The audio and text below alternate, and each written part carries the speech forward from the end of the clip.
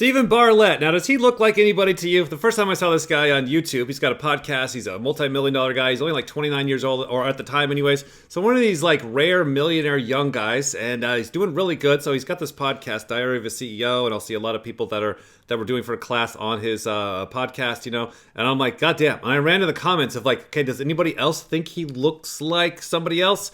And I haven't seen it. I'm sure some people see it, but does he look like anybody to you? So my assumption was, is he kind of reminds me of possibly a similar type or the same type to Will Smith. That was just my vibe, my bias. That was my starting point. Now, as I got to know Barnett here, you see, he was a little bit more, not as crazy. Will Smith is cranked all the way up. Will Smith is Gary V, but audio. So Will Smith is play, blast, consume, sleep, blast. And Steven here is a little bit more mellow, right? So getting to know Steven, the type I landed on is F-E-S-E. So same as Will Smith. Audio, same as Will Smith. Play, same as Will Smith. Consume, blast. So a little bit more introverted than Will Smith, but still, you know, kind of Will Smith. So we do see this with the looks like, you know, people of the same or similar type. Now, what's also interesting is that he has the same kind of story as Will Smith, as well as Gary V. So I'm going to throw Gary V in here as well. Gary V, F-E-S-E, masculine side, so Gary V is a very similar thing. In fact, the next video I have is with Steven and Gary V. It's definitely going to be a good one, so watch that one, talking about number one, the social type of Gary V, because he's such an aggressive, intense number one. I wasn't able to figure out Steven's social type, but I have to get to know him more, you know, even if those are real, who knows. But the thing with Steven is he got a really good message on when to quit. And it's coming from a guy who is a multimillionaire by 29. And you're like, okay, go on. What do you mean when to quit? Stephen Bartlett is an entrepreneur, author, and public speaker. Leaving university after one lecture, he then co-founded the innovative social media marketing agency, Social Chain, which catapulted him into fame and fortune. Since leaving the company, he's gone on to host the hugely popular podcast Diary of a CEO, as well as release his first book, and he's just made history, becoming the youngest ever dragon on Dragon's Den. Really impressive. It's kind of like an Alex Hormozi thing where you got somebody in their 20s being a multimillionaire. Now, one thing I noticed with the FESEs, you got Will Smith and you got Gary V. This guy's story is the same as Gary V's, where he started making money in school. Just started like hustling and selling stuff at school. I know Cody's been doing that. He came home with a bag of quarters and we're blast last like, where the hell did you get this bag of quarters? He's like, oh, I'm buying and selling and flipping sodas at school. I'm like, wait, what? So it's like you'll see certain types naturally right there in the school zone. We'll start to figure out, let's buy and sell and flip shit. A lot of times it's the SEFEs or maybe the SETEs, but it's not uncommon to see these types, the people with the FESE, get into sales, especially young at school. Now this will go the other way around as well. Like I'll see a lot of ESTPs that are really good at sales. You know, so it's that function stack. We had no money, so Christmases and birthdays, we didn't have any money to celebrate them. So I'm also contending with the sort of financial gap between me and my peers. And all of that's going on at the same time in my life, trying to fit in desperately as we all do on the playground. And it's funny because as I reflect and people say, oh, you're so ambitious, you're so driven. As I've got older, I've realized that I was probably just insecure. And insecurity is one of the greatest motivators for a lot of people in a really unfortunate way. And I was trying to escape that life and fit in. Try to escape that life and fit in. So it's the same story as Gary Vee and Will Smith, where they had very hard upbringings. And like you need that, right? So you got a great type, whatever type you are. It's the greatest type ever or the worst type ever, depending on the context. But you need that evolutionary pressure.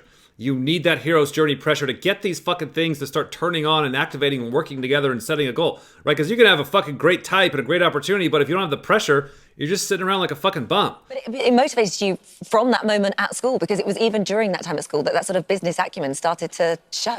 Yeah, my parents got to a point where they were so busy. My dad was working 5 days a week in London, 4 hours away. My mum can't read or write, so she was literally at one point sleeping in her shop. So I was waking up at 10 years old, and again, you know, I wanna eat today. I wanna try and figure out how to get the shoes that the other kids have. And I learned because of that independence, this really important connection that I hope my kids learn, which is if I'm gonna have anything, it's gonna be a direct consequence of my behavior. So I would wake up and my lunch money would come from me selling something. Or so by the age of 14, I started running the school trips in the school. I did a deal with a vending machine company to fill our whole school with vending machines, and they were going to buy them. We got them for free and made commission on every sale. And I got to the point where I was so preoccupied with that, not attending my classes. Half the school was trying to expel me. The other half was trying to keep me because I was generating a lot of revenue.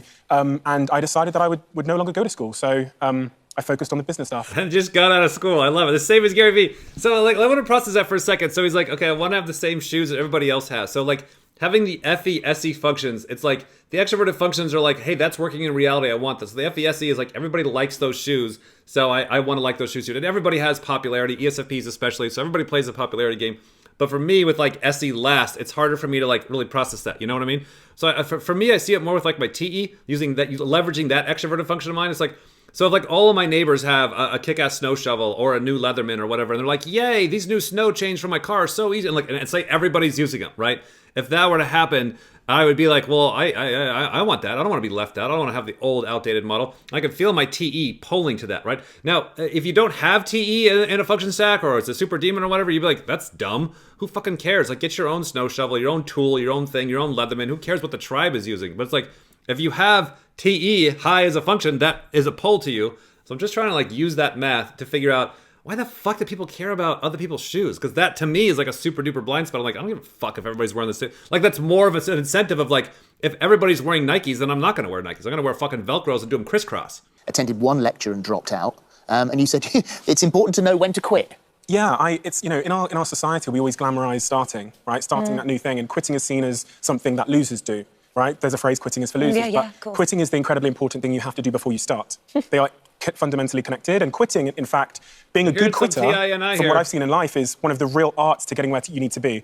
And I've been just this unbelievably peaceful quitter for my entire life. I quit school, quit university after one lecture, started a company, did it for 3 years, raised investment, quit out the blue, quit my last company, which is generating 600 million in revenue, out the blue, because I knew within me, and it's something I write about a lot, that I'd overstayed my welcome in that situation, and it could no longer serve me. Overstayed your welcome in your head? Well, yeah, I have this framework in my mind that I realised I've ran through for my entire life, which is I don't quit things because they're hard, but when things suck and they become not worth the fight it would take to change them, then you have to quit. And I write about this in my book. I built this framework that I share, a very simple framework, and I really believe quitting is for winners. It's the incredibly important thing you have to do before you start that new thing, which is going to take you closer to where you need to be. So, do you see how they're like, what? Like that was my impression when I was listening to him. I'm like, what the hell? Like I felt like a lot of deep processing and gears going. I'm like, oh, this guy, if I'm seeing his typewrite, that's his NITI world, where he's like, look, I've puzzled out and I've got some ideas and I've got some theories on how things work. And it's very introverted. And I write about it in my book, right? Because that's now introverted. It's over here. It's in the quiet spot, right? And so like not having TI, I'm like, what the hell did you think through? So I really had, like, after I watched several of his clips where he had talked about that in different interviews, like for the rest of the week, I was really kind of walking around processing that. Like, oh yeah, I don't feel like myself and most everybody else, except for this guy, like have a really conscious framework on where do I put quitting in my life, right? Like if you don't have a conscious framework of like, okay, let me think that through and really build my own worldview, then you're just stuck on the default one, right? Everybody's just stuck on default programs. Like who is a higher person in the tribe? Somebody that, there's a lot of different ways to identify that, but one of the ways is they have more non-default programs. It's like you just get a fucking computer, you know, especially like the PCs. You're like, what are you running on that thing? Oh, just straight everything default. You're like, yeah, nice computer. It's like a computer, its awesomeness is built upon how many awesome new programs away from the default shit that you add on. Same with people. That's why everybody's so goddamn predictable. They're just walking around on the same default programs. Like every once in a while we'll come across somebody who's a grown-up, they've been through hell, they've learned a lot, they've added on a lot of, they're harder to type because they have all these non-default programs that they've added on. So he's kind of talking about a non-default program that he's developed for himself. And weird that he's a fucking multimillionaire, because it's like the more of these things you add on, you really start to kind of grow in your life in a lot of different areas. And if you want to do it in finances, then it shows up in finances, which is great because you can see it in the numbers. Anyways, so I'm like, oh, I'm running off default programs when it comes to quitting. I've never really thought about that. I don't have an NITI for that. I don't know. Just avoid quitting. Like, really? Just avoid quitting? That's what everybody says. That's the default. So when do you quit? And then kind of really, sleep energy, going back over my own life, like, yeah, there were things that I quit at, and I felt a lot of shame. I felt bad, whether it was school or what different things I tried, or jobs that I'd try out for a while. In my 20s and 30s, I'd try things out, and then I would quit, and I'd get a lot of, social shame for that. But I'm like, I don't know, I feel like I kind of have to, because it's like you're hitting against the wall, and you're seeing the clock run out, you're seeing the time run out, and you're like, I don't know, I feel like I shouldn't just stay not quitting here. You know what I mean? So getting a conscious think through. And like what's going to help more and more, especially this guy now on a roll, like you're not going to get him getting stuck in a rut or stuck in a job or stuck in a bad relationship or a bad part of life for 10 years, right? Most of us is just like life is kind of good, and then it's just like as the years roll on, you don't realize you're kind of like drifting into the ditch. And then 10 years later after that, you realize, God damn, life hasn't always been so fucking hard. Why is it so hard and so draining? You don't realize that it's like drifted, and like you're stuck. So it's like setting the goals, setting the time markers. I like to use the end of the year, just some type of thing to wake up and be like, okay, what am I working on? What am I doing? Am I in a relationship too long? Am I in a job too long? Am I in a town too long? Am I living with my fucking parents too long? Should I be quitting this? Because you know what I'm saying? Because there's like, There's some story wiring in our brains that don't let us, well, I can't do that and that because then I'd be a quitter. Like, wait a minute. You might want to take that apart, re-identify that, rephrase that, reword that to allow yourself to fucking quit and move around. Gary Vee and Stephen Bartlett allowed themselves to quit at school and double down on entrepreneurship. That worked out. How much more can we do that on all the silly shit in our real life?